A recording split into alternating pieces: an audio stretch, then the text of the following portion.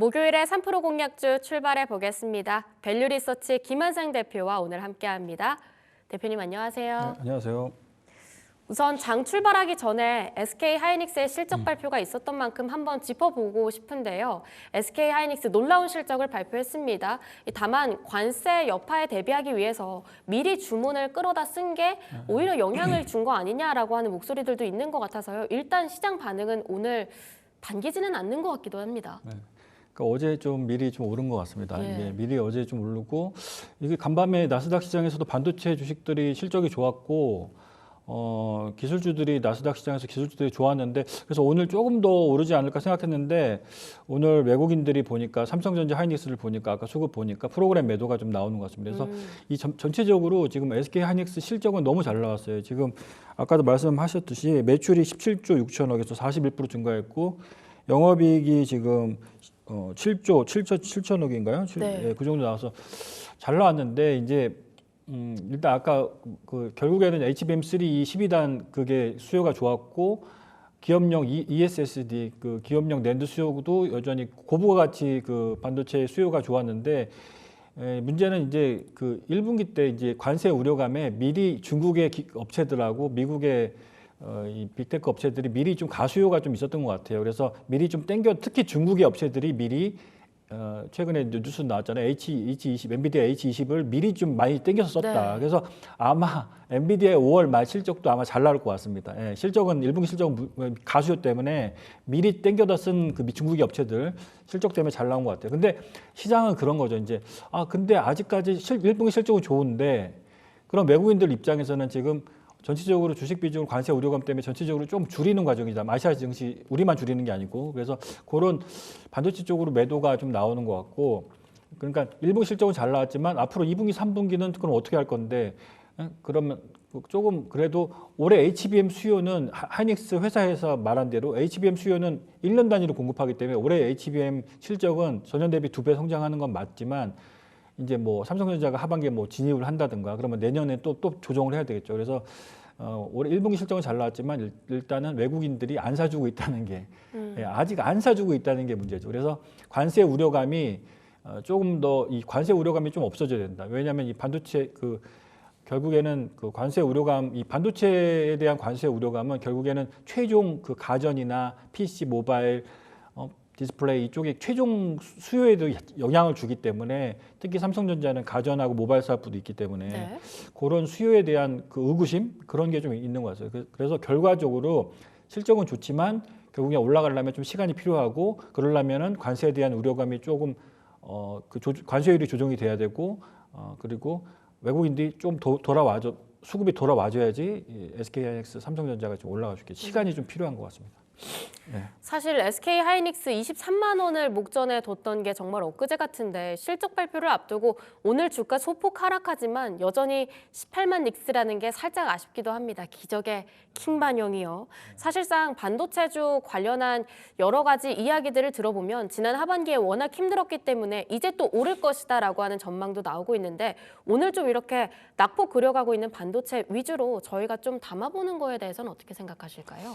그러니까 지금 어쨌든 아까 말씀드렸듯이 전체적으로 조금 시간이 필요할 거. 어쨌든 SK하이닉스랑 삼성전자가 움직여야지 나머지 반도체 소부장들이 전체적으로 움직일 텐데 지금은 CXL 테마라든가 테마성으로 반짝 움직이는 종목들은 있지만 전체적으로 어저께 오르고 오늘은 좀 쉬고 있잖아요. 네. 그래서 결과적으로 SK하이닉스랑 삼성전자가 중심을 잡고 조금 외국인 수급이 들어오면서 움직여줘야지 나머지 반도체 소부장들도 같이 좀 따라서 올라갈 것 같습니다. 그래서 지금 하이닉스 실적만 보면은 너무 싸요. 지금 시가총액 130조인데 지금 올해 작년에 한 당기순이익이 한 20조 나왔고 올해 만약에 당기순이익이 지금 1분기에 8조 나왔는데 연간으로 한 26조에서 28조 정도 당기순이익이 나오면 퍼가 뭐 한 5배도 안 되는 것 같아요. 지금 퍼가 한 4.9배가 나오네요. 지금 여기 HTS에서 퍼가 4.9배니까 상당히 밸류적으로 낮고 영업이익률이 지금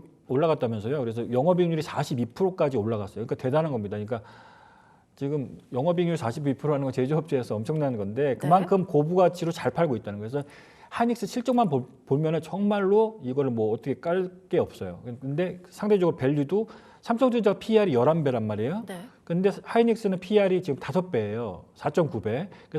그래서 최소한 빠지지는 않는다. 올해 실적이 어느 정도 가이드라인이 딱 나와 있기 때문에 여기서 크게 빠지는 건 없지만 올라가려면 아까 말씀드린 시간이 필요하고 관세율이 조정이 되면서 우려감이 사라져야 된다.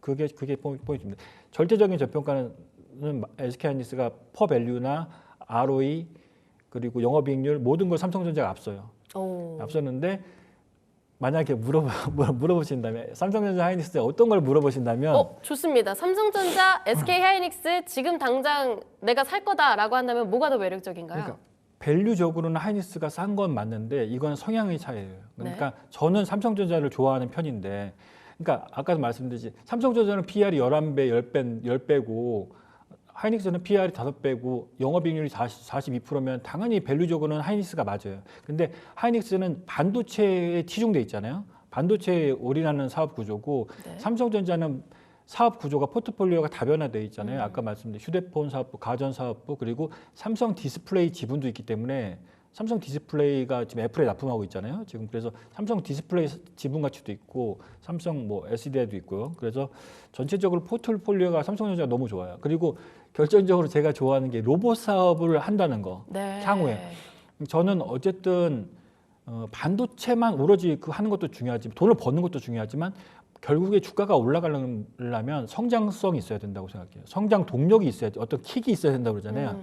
어떤 킥이 있어야 되는데 그 부분에서 저는 삼성전자가 로봇을 갖고 있고 레인보우 로보틱스를 조만간 이제 삼성 로보틱스 이름이 바뀌겠죠. 그래서 그 성장 동력이 삼성전자가 하반기에 중국의 업체들도 지금 아마 그 가정용 서비스 로봇을 반려 로봇이라고 하더라고요. 네. 그런 거를 아마 조만간 나올 것 같아요. 그게 삼성전자도 하반기에 지금 이제 반려 로봇 같은 거를 만들 것 같습니다. 그래서 볼리라고 나올 것 같은데 그런 게 이제 보급이 될 수 있기 때문에 이 로봇을 가지고 있는 삼성전자에 저는 한 표를 준다. 그러니까 장기적으로 삼성전자가 안정성이 있기 때문에 포트폴리오가 다변화되어 있기 때문에 한쪽이 반도체가 부진해도 다른 쪽이 커버를 해주기 때문에 그리고 7월 달에 또 삼성 갤럭시 언팩 또 행사 또 나오고 네. 신제품 나오니까 계속 연관된 행사는 또 삼성전자가 많은 것 같습니다. 그래서 개인적으로는 삼성전자를 좀 선호합니다. 네. 뭐 너는 반도체만 하잖아. 우린 반도체도 하고 가전도 하고 로봇도 한다. 일단 대표님께서는 삼성전자에 일단 표를 하나 더 던져주신 것 같습니다. 오늘 시장에 대한 한마디 좀 받아볼까 하는데요. 조금 빠지고 있지만 그래도 낙폭이 깊진 않아요. 아시아 증시를 살펴봤을 때 니케이 오늘 소폭 올라가곤 있는데 여러 가지 걸리는 부분들이 있습니다. 환율도 소폭 올라가고 있고요. 오늘 시장 한마디로 정리를 해본다면 어떻게 해볼 수 있을까요? 그래서 지금은 외국인이 좀 돌아오기를 좀 기다려야 된다. 왜냐하면 지금 올해 4월 달 한 달만 제가 누적해서 외국인들 동의를 보니까 네. 4월 달 한 달 동안 벌써 10조가 넘게 외국인들 팔았더라고요. 그러니까 외국인들이 이렇게 파는데 그리고 공매도도 좀 약간 아직도 나오고 있고요. 그래서 이런 게 수급이 조금 개선이 돼야 된다는 거죠. 그래서 조금 답답하시겠지만 좀 시간이 필요하고 지금 우리나라 정부 협상단이 지금 가 있잖아요. 그래서 협상을 할 텐데 이제 본격적으로 협상은 이제 6월 3일 조기 대선 끝나고 이제 새로운 정부가 들어오면 아마 구체적으로 더 협상을 하겠죠. 그래서 조금 더 자동차라든가 반도체, 특히 자동차, 반도체, 2차 전지 우리나라 주력 수출품에 대해서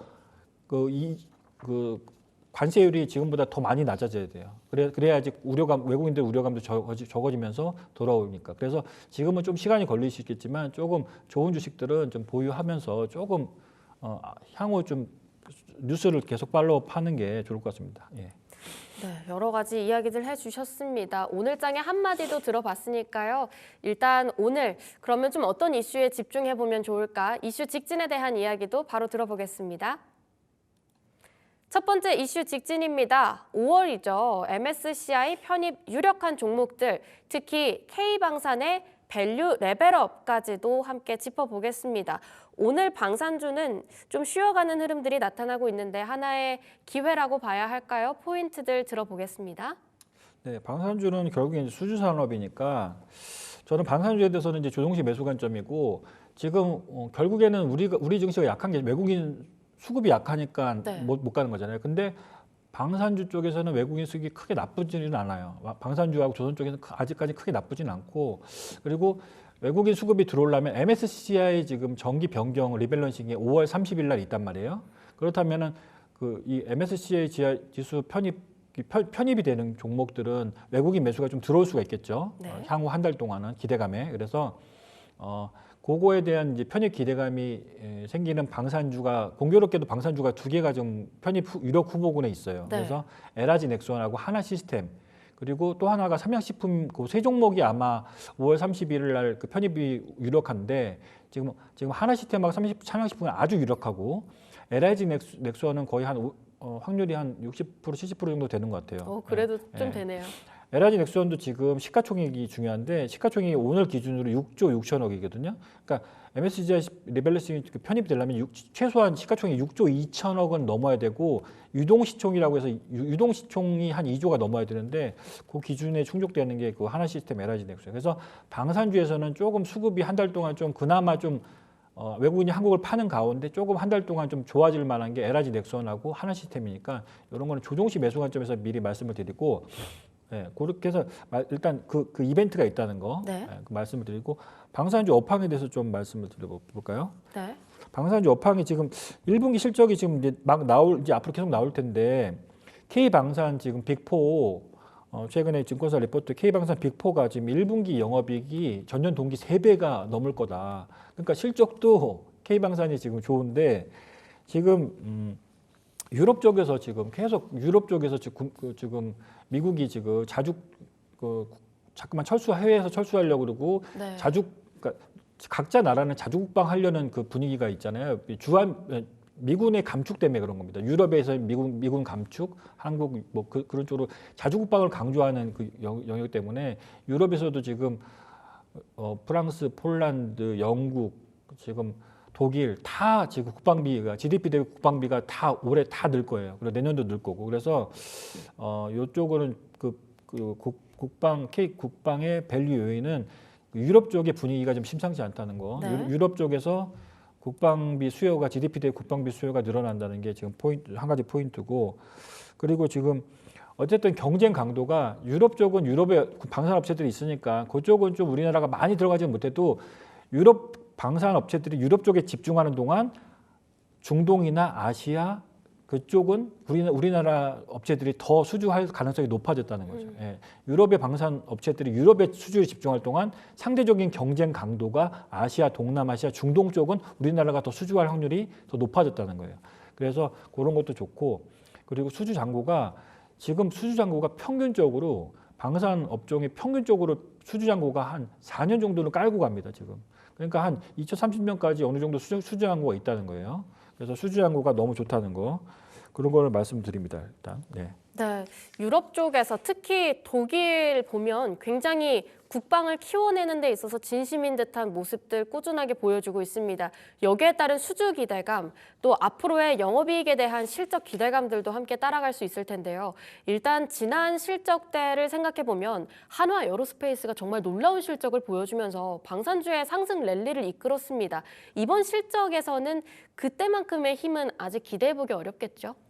일단은 유럽 쪽 그러니까 차별화되는데 유럽 쪽 수주는 아마 유럽 쪽에 공장이 있는 업체들 하나 에어로스페이스나 현대 로템 폴란드 공장이 있는 이런 쪽이 아마 수주는 더 강점이 있을 것 같아요. 근데 나머지 에라지 넥슨 하나시스템은 그쪽 유럽 쪽 공장이 없으니까 중동이나 아시아 쪽을 아마 더 집중해서 공략을 하겠죠. 그래서 그런 쪽으로 차이가 있으면 볼고 그리고 아까 말씀드린 그 MSCI 리밸런싱이 하나시스템하고 다른 쪽은 이제 어느 정도 돼 있는데 방산업체에서 하나시스템 에라지 넥슨이 MSCI 편입이 아직 안 됐기 때문에 다음 달 말에 편입이 될 수 있으니까 그런 게 외국인 수요를 좀 자극할 수 있다. 그리고 지금 제가 자료 갖고 온 게 그 CG 국내 방산사 연간 해외 수주액 요 시즌 한 장 준비됐으면 한번 띄워주시면 작년에 우리나라 국내 방산사 연간 해외 수주액이 94억 불이에요. 네. 지금 잘 나오고 있는데 지금 올해 예상 해외 수주액이 전년 대비 2배죠. 240억 불입니다. 2배보다도 더하네요. 네, 2배보다도 더 높죠. 그래서 수주도 문제였고 올해 실적도 문제였고 평균 수주 잔고가 4년 정도를 깔고 가니까 2030년까지 실적이 어느 정도 방산업체의 장점은 2030년까지 실적이 어느 정도 보장이 돼 있다는 거. 그리고 일단 업체를 하나 말씀드리면 하나시스템 먼저 말씀드려볼까요? 하나시스템 종목 두 개를 먼저 말씀드릴 텐데 하나시스템이 일단 하나시스템도 수주 잔고도 뭐 한 3, 4년 정도 있고 이 회사는 지금 이 레이더의 강점이 있어요. 하나시스템은 하면은 이제 천공투, 에라지 넥슨 하면은 이제 천공투가 유명한데 천궁2에도 하나시스템의 레이더가 또 공교롭게도 같이 들어갑니다. 그리고 최근에 얼마 전에 군 정찰 위성을 우리나라가 이제 미국에서 띄웠어요. 근데 거기 군 정찰 위성에서도 고성능 레이더, 거기 그 하나시스템의 레이더가 들어갑니다. 그러니까 기술력, 레이더 기술력이 우리나라에서 넘버원이라는 거고, 그리고 이제 하나시스템은 뭐 실적 1분기 실적 컨센서스는 조금 1분기가 조금 그래도 좀 비수기이기 때문에 1분기 컨센서스는 조금 낮은데 일단 천궁2가 지금 아랍에미리트하고 지금 사우디 쪽 천궁2가 수주한 게 올해부터 납품을 되니까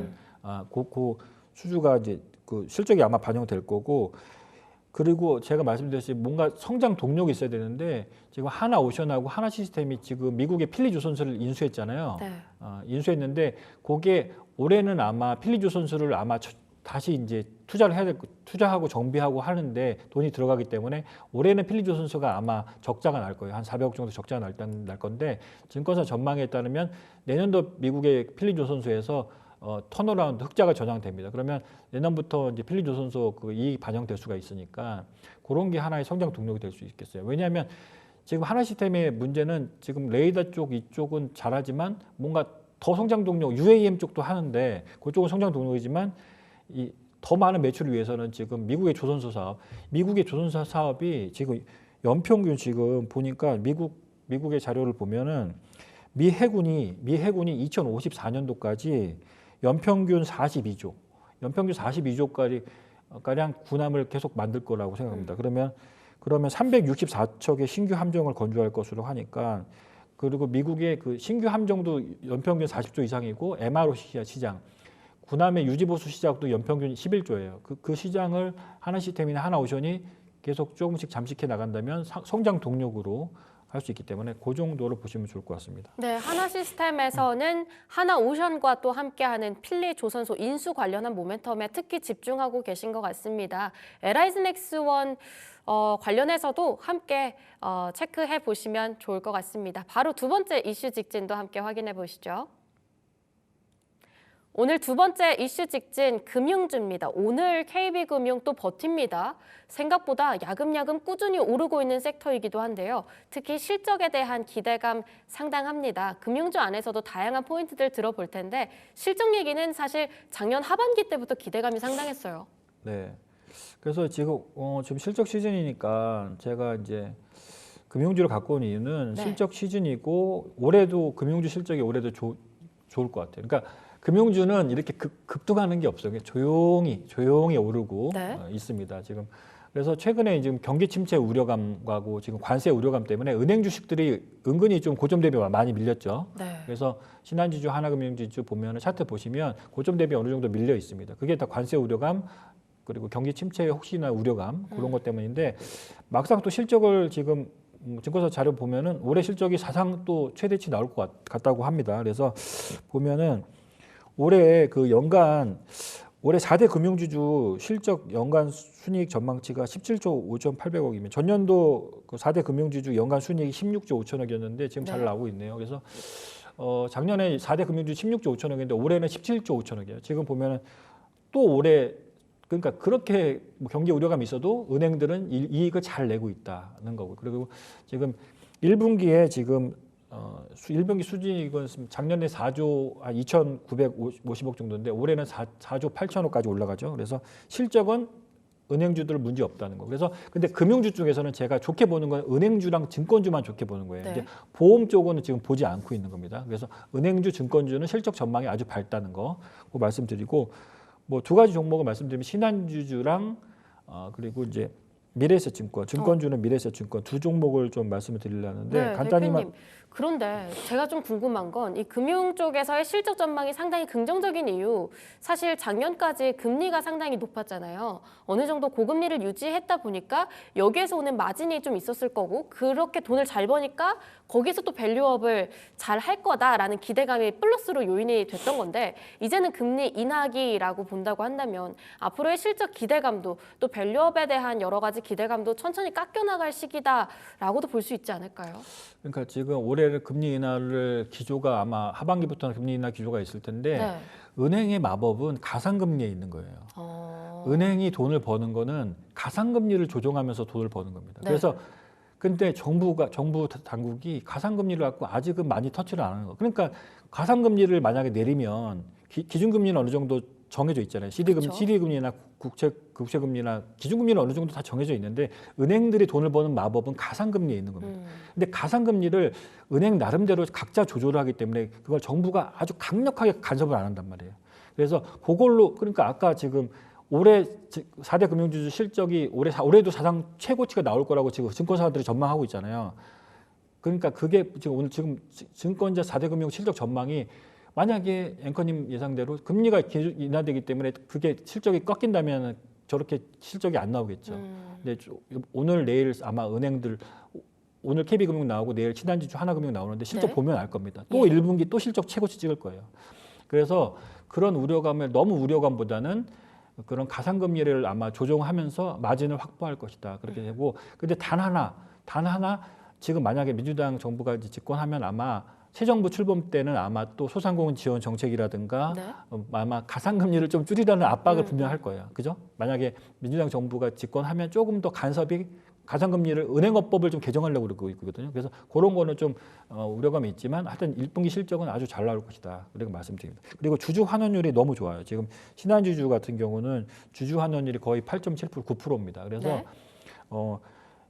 상반기에 지금 자사주 1조를 매수하고 자사주 1조 매수하고 배당을 1조 1천억을 배당을 준다니까 1년에 2조씩은 배당과 자사주 매입 소각을 하니까 신한지주는 그런 측면에서는 좋습니다. 예.